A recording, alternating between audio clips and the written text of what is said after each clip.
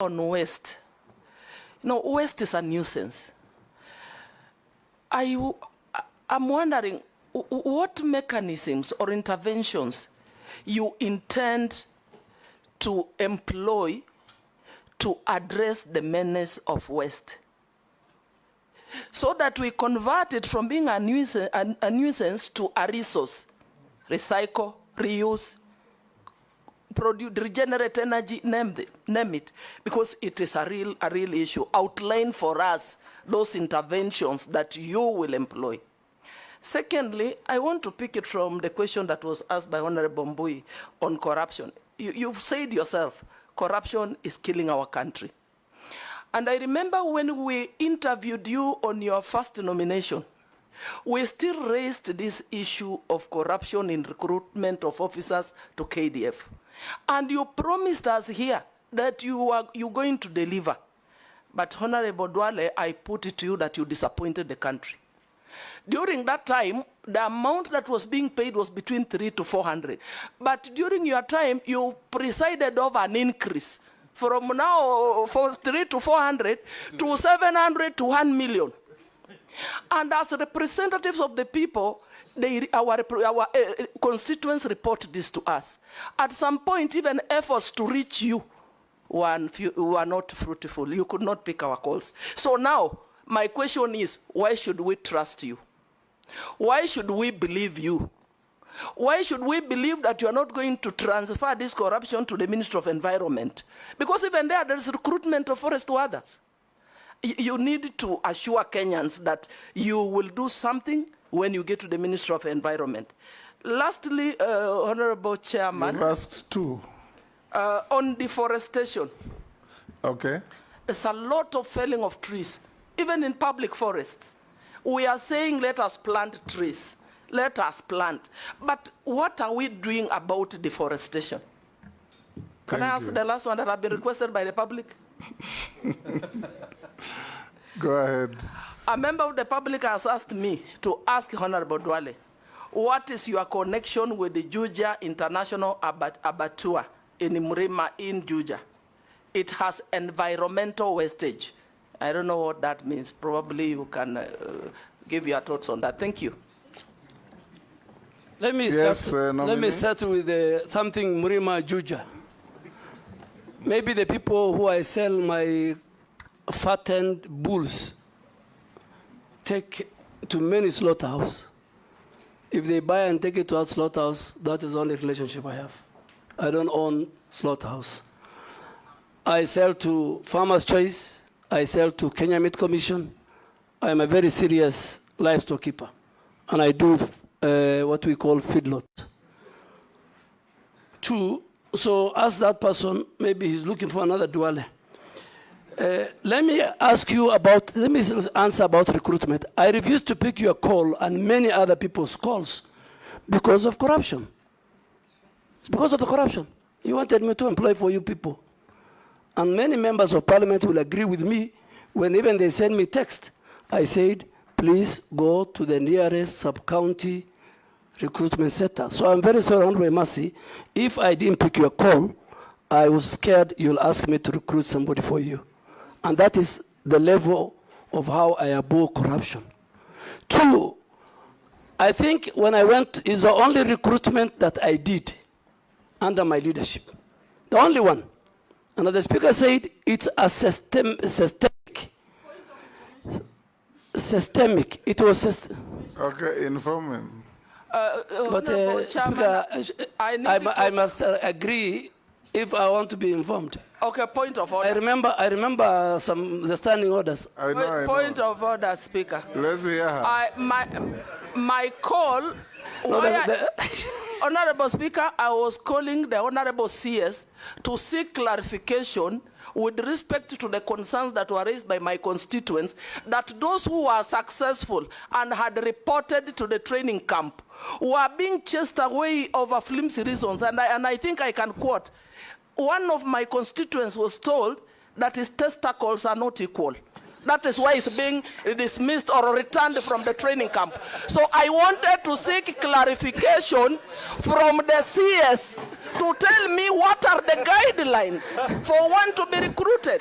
Somebody who is successful, he has already reported and is being chased away.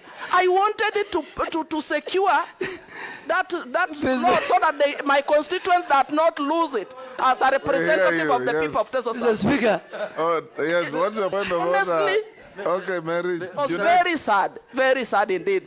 And my constituent lost that slot because I could not get the CS to clarify. We hear you. Yes. In fact, I had to look for a chairman of a committee to call the CS on my behalf because I thought because I'm a small person, he can't pick mine. You are an He MP. actually picked, but I was not helped. I was not helped. I am speaking on behalf of the people of Teso South. Good. But you are vetting him on behalf of Kenyans. Yes. Yes, on behalf of Kenyans. Yes. And it did not only happen to Teso South. Many Kenyans were returned from the training camp. And we are told those slots were sold again to some waiting rich guys with 1,700,000. It cannot continue. And we made it very clear to the CS nominee for defense that it should not repeat itself next time. Yes, Junet. Mr. Speaker, I want to sympathize with my colleague. And that issue has been rampant, people complaining. But the only thing I'm wondering with is if the CS of defense by then could do measurement of testicles. It's what I don't know. That's what I don't know. Mr. Speaker, let me, because it's Mr. Speaker, let me make it very clear. Yes. That the grounds given for the rejection of that recruit from Teso South is valid. Next year, if such a person comes, he will not be recruited into the Kenya Defense Force. Mr. Speaker, Kenya Defense Forces recruitment is different from the recruitment of the police. When people go are recruited at the sub-counties and they come, a very serious medical checks takes place. A number of people are sent because of medical ailments. And I think the former Vice Chief of Defense... unequal testicles ailments. Yeah, there were people... Women can know that, Chair. Mr. Only Speaker, women can know that.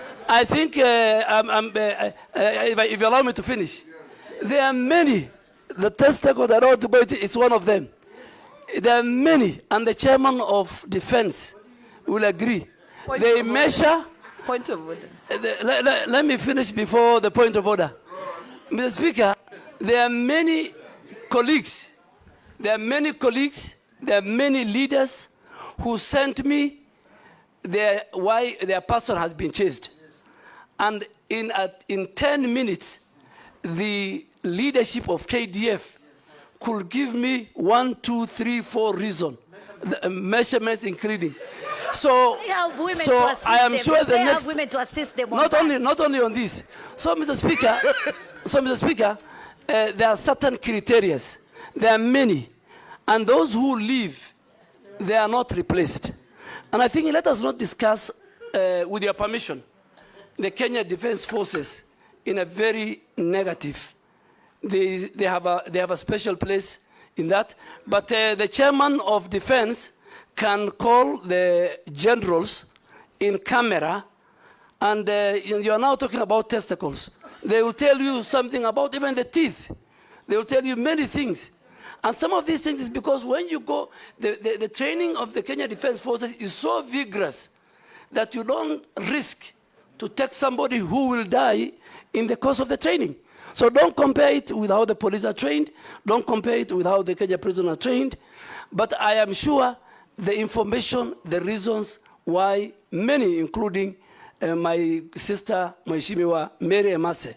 And please, going forward, if it was in camera, Mr. Speaker, I will even tell you more. But now that it's in public, I don't want to say more. What's your point of order? Point of order, Mr. Speaker. You know, the issue raised by Honorable Emasee is something that is out there in the public. Many Kenyans complaining about, sometimes they think those are flimsy reasons why they are not taken. And I could understand maybe someone has squinted eyes because of shooting and, you know, flat foot, maybe because of running. I'm really wondering why, if what work testicles would really have to do with joining the disciplined forces. So I don't think we should belabor, but don't take it lightly that there are Kenyans who are raising concerns on the reasons why they are not taken to disciplined forces. Point of order. Yes, thank you very much, Mr. Speaker, sir. With tremendous respect to Honorable Duale. And let the army hear this. It's very important. We know the historical background of the set pieces that were given in the army recruitment, including teeth. It is there to bite bullets at a certain point in time in history. Today, they do not bite bullets. That's why you hear that saying, you will have to bite the bullet, because the Indians were refusing to do it. So you had to have teeth so that you could bite the bullet. We required tall people so that they would see enemies from a distance. Today, you don't have to do that.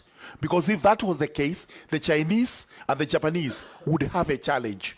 Eventually, such things became disqualified. I think the whole code needs to be revised so that we do not have human rights abuses. But they are not even abuses. They are excuses that the army is using so that it is able to bar some Kenyans from joining the forces, and, as we are saying, so that other people can actually get the slots. So surely the army must open up on this. Point. Thank you. Let's not escalate this. Okay. For avoidance of doubt, Honorable Duale, I also have a child who was sent away for exactly the same reasons as Mary Emasee. Your Excellency, I think just to give the way forward.